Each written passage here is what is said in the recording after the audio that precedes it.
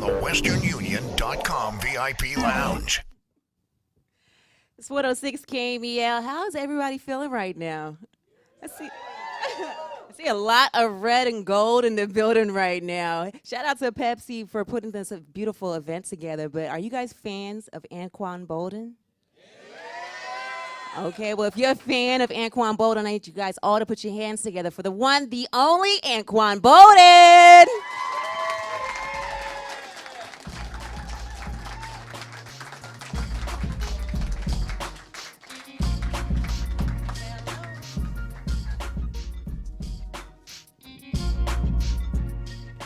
Thank you so much for coming back to the Bay for this. No problem. A lot of fans in the building for you right now. Yeah, that's cool. I like that. Is it still new to you when you get reception like that from fans? Yeah. For me, I see my man with a Baltimore. Oh,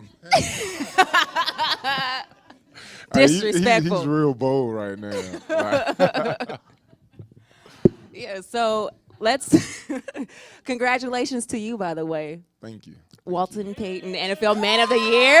I mean, that's kind of a big deal right there. Like, when the moment that you were told that you actually won, what went through your mind? Like, I was excited. I mean, for me, it was honestly, I didn't care if I won the award or not because, that's not why you do it. Right. You don't do community work and give back to receive an award. So, right. I mean, had I won the award, I would have been cool with it.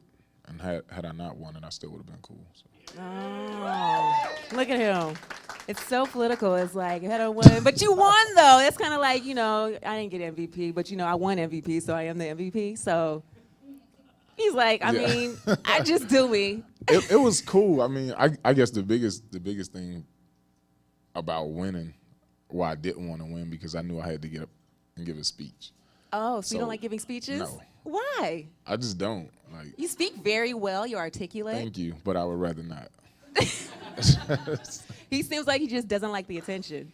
I mean, if I can just play football and go home and chill, then I would be cool with that. Go to McDonald's, kick it, yeah. You'd be good. Okay, well, let's talk about the Q81 Foundation. What kind of work do you guys do? We do a lot of work. For me, I come from a less fortunate area, so everything I do is get around trying to help the underprivileged. Right. People who really don't have a voice, who don't really have the opportunities that are afforded to other people. So right. My foundations get around that. Education is a large component of that. Mm-hmm. We help with sports league. I mean, you name it, we try to help out with it. And it all started out as trying to help underprivileged youth. Oh, wow. But it's grown so much more, even more than what I expected. So I'm real thankful for the people that I have around me and the heart that they have to try to serve people. No, that's super dope. Well, how are you guys helping underprivileged youth? I know you guys have a lot of scholarships. Yeah, we do scholarships each year for graduating seniors. We also do summer enrichment programs for kids that are falling behind in school. Yeah. We get them back on track to graduate. No. Like I said earlier. I could have used that. Sorry. For real. I mean, it's been real successful. Yeah. The kids have been more than willing, and we bring out people each week to talk to them and let them know that it's more than just sports. I mean, that's the great thing about the program. It's not just athletes that are in the program. It's kids, period, that are falling behind in school and want to work and get back on track. So we bring out a lot of different people in different areas and just have them talk to the kids. So it's Monday through Thursday, and then on Friday, we reward the kids. Oh, wow. So it's a daily program. It's like an after-school program. Pretty much. Oh, that's super dope. So it's cool. The kids like it. They enjoy it. They look forward to it. So test scores have gone up. Kids' grades have improved. Oh, wow. I think the success rate is probably like 89% right now. So we've done real good. I'm proud of that because, I mean, we all know, in order for kids to have an opportunity now, you have to you have to go to college. Yeah. I mean, just point blank. It's a high school diploma, basically. Yeah. Right. I mean, when I was coming out of school, if you had a high school diploma, you can compete in the job market. Yeah.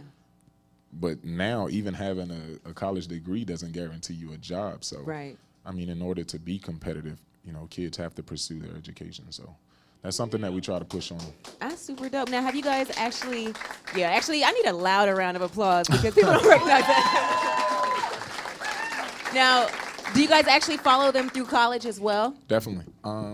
In order for some of the, as far as the scholarship programs, for some of the kids, all of them, they have to, write essays. There's certain criteria that you have to receive the scholarships. Those kids we definitely follow. But even the kids that come through the summer programs, we follow. Like I said, I come from a less fortunate area, so I know that, those kids in that area, their parents can't pay for college. Yeah. Like, for me, had it not been for a football scholarship, I would have not gone to college. Same for me, right. So that's very important. My parents couldn't afford to send me to school when they're worried about, paying the bills. Paying rent, yeah. So for those kids, we definitely keep in contact with them. We make sure that they're okay. I was just back there and had one of the kids to hit me up, about some advice or whatever. But I try to stay in constant contact with them just to let them know that, look, there's somebody that's on your side, somebody that want to see you succeed. And if I have to help out, I mean, I'm more than willing to do that in whatever way that I can.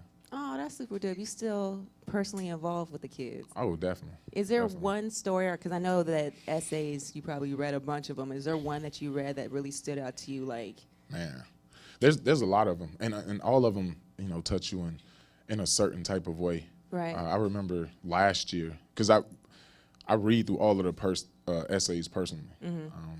So I remember reading last year. There was this one girl. She was a foreigner. She came over when her parents came over when she was young. Yeah. So her parents didn't know English. They still don't to this day. Yeah. So she's pretty much like their translator. Yeah. So she gets up every morning at like 4:30 to make sure that her siblings are fine. They're off to school.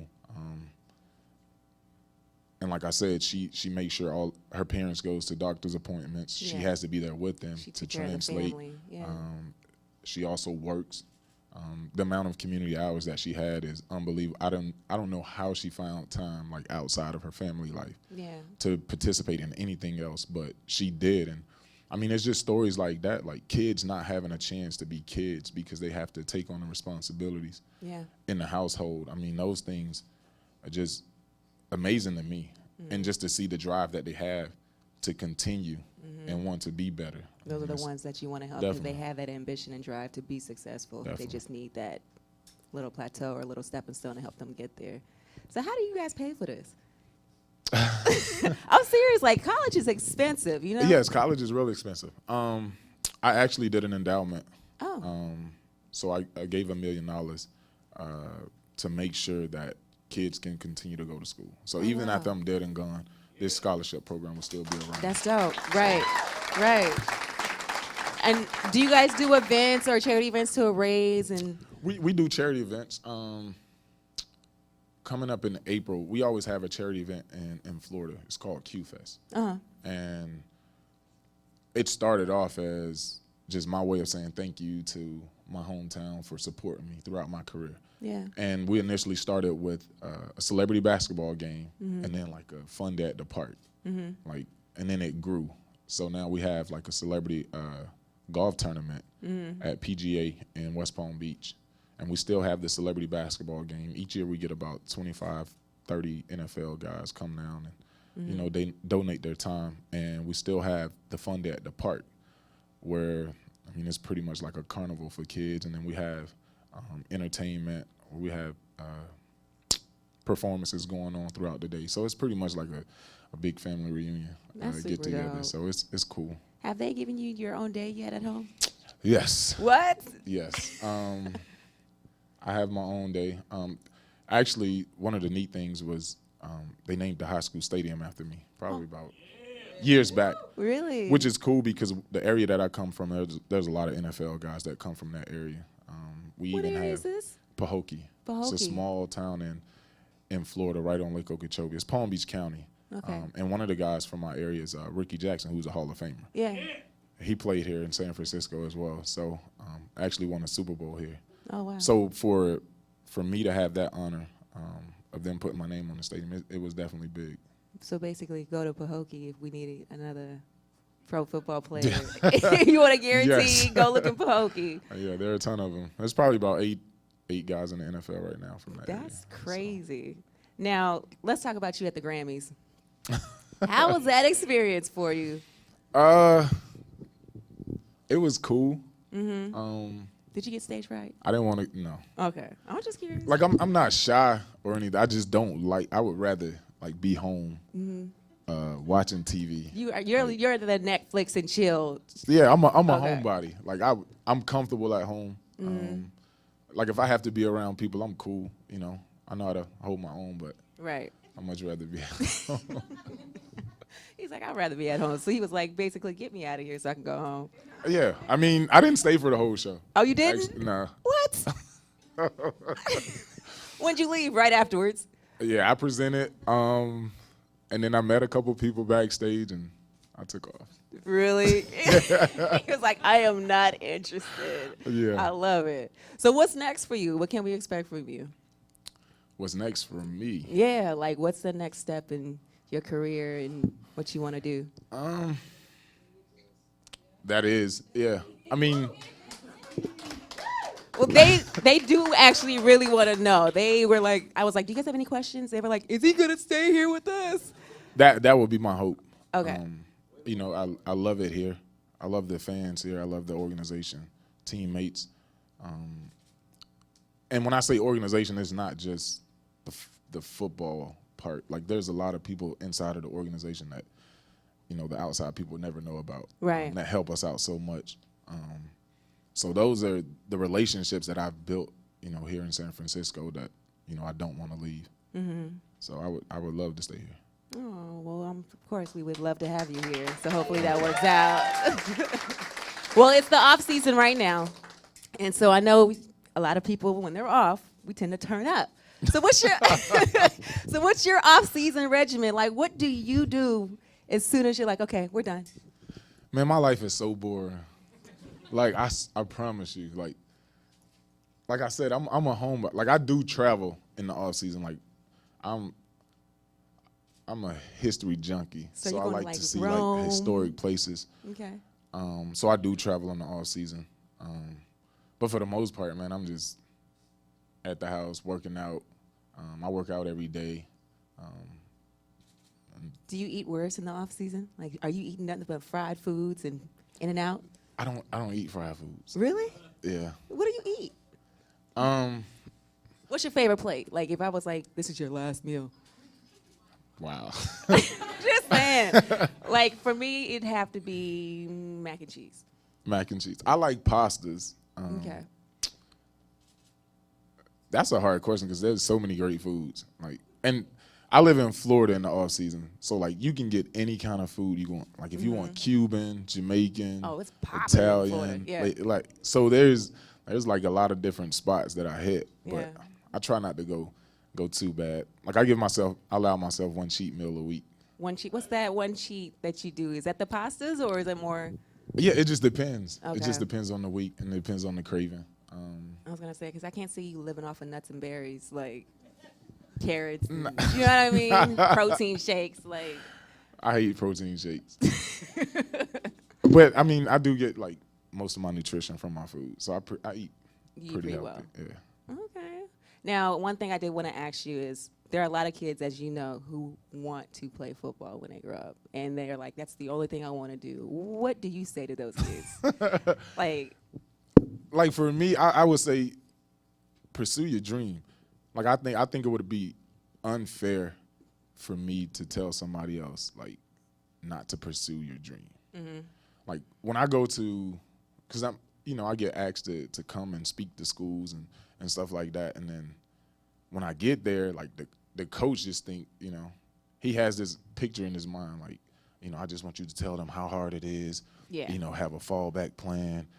Everybody's not gonna make it to the NFL. Yeah. And I'm like, I can't do that. Yeah. Like, although that may be true, like I can't do that because I had the opportunity to live out my dream. I had the opportunity to pursue my dream. So why should I come into a school and just try to rob these kids of their dream? Right. Like, I'm gonna tell them, like, if you want to play in the NFL one day, work your butt off. Yeah. Like, outwork everybody else. You know, work when nobody else is working. And, you know, although it may be tough, it may be hard, I mean, I think it's worth it. Yeah. Because I know for me, like, if you love what you do. Yeah. Yeah. Like, we used to have guys come to our school, and they used to say that same speech. Really? Yeah, like, man, look, you focus in on your education because NFL is not promised. Then they'll give you the statistics, like 1 in however many kids are going to make it. And, like, when they say that, I'm in the back, like, he ain't talking to me. Like, you know, I'm going to make it. So, like, I cut the guy off. So, right. I mean, I just don't feel it's right for me to, you know, tell a kid not to dream. I tell all kids, dream big and pursue your dream. Let nothing stop you. Yeah. You know, from pursuing your dream. If that don't work out, yeah, have a backup plan. But I want you to pursue your dream with everything you have. That's super. Now, who influenced you then coming up? Like, who influenced me? Who influenced you? And even now, like, what influenced you? Well, I think my parents were, like, big influences in my life. As far as football, I was a huge Walter Payton fan. Yeah. Like, I thought he was the best guy to ever touch, football. Right. So, like, I was a huge Walter Payton fan growing up. Wanted to emulate everything that he did. I remember coming home on Sundays, watching football with my family, my dad, and that's all I wanted to do, watch Walter Payton. I had a Walter Payton jersey for Christmas, so, I was the man. But, like, my parents, have big influences on my life, and they shape the way that I am today, just by the things that they've taught me, and the lessons that they've instilled in me. I bet you that's probably one of your favorite memories, your childhood memories with your dad, just watching football. Yeah. Pretty much. Yeah. Are you doing that with your kids now? Yeah. Look at his face. Although I it's crazy because I tend to try to. My oldest son, he grew up around football. Like, that's all he knows. Like, he's been my roommate in training camps. Like, he's like, off days, I take him with me. He comes work out with me. Yeah. Like, so his face is, like, real familiar in the facilities. Yeah, they know him. So they know him first name basis. Like, what's up, AJ? You Yeah. know. My youngest son, he don't care. Like, how old is he? He's 5. Like, yeah. And he don't even want to go to the football game. Like, he like, no. On Sunday. So you want to go see Dad? No. Like, it's boring. He was ready to be home, yeah. But he loves coming to practice on Saturdays, so he can just run around, on the field and stuff. But as far as Sundays, nah, he's not with it. Like, that's hilarious. Leave me home, let me have my way. But my oldest son, he's real into, the game. He wants to give me tips, all of that. He's giving you tips? Yeah. How old is he? 11. Is he playing football himself? He plays football. I haven't let him play contact yet. Really? I let him play flag football. Okay. He's a huge basketball fan right now. Like, and basketball, he's in basketball season right now. Okay. Which is why I'm flying back, because he's in the playoffs. Ooh. Yeah. So he's real good at basketball. He's like, you better look out for him. Yeah. Oh my goodness. Okay. Well, we're definitely gonna check out for him, because if we get a little baby Anquan, you might be able to recruit him to the Warriors. You know what I mean? Yeah, that'd be cool. I mean, he's a huge Warriors fan. Steph Curry's his guy. I mean, really? Yeah. Aw. So I had to take him to the game when the Warriors came down to Miami. Yeah. So it was me. I took a couple of my friends with me, and they're Miami Heat fans because they come from they're born and raised in Florida. Yeah. So they're messing with my son the entire game. I'm like, you about to lose tonight, whatever. He was like, just really? wait. So, really? So the Heat are up like the entire game, and then comes the fourth quarter, and the Warriors start coming back. We know how we do. And he was like, he looked over to my friend. He was like, I told you. Exactly. Got checked by an 11-year-old. I'm just saying. Now, well, we're definitely excited. We're definitely hoping that we have you here next year, and we just cannot wait to see what you and your organization do.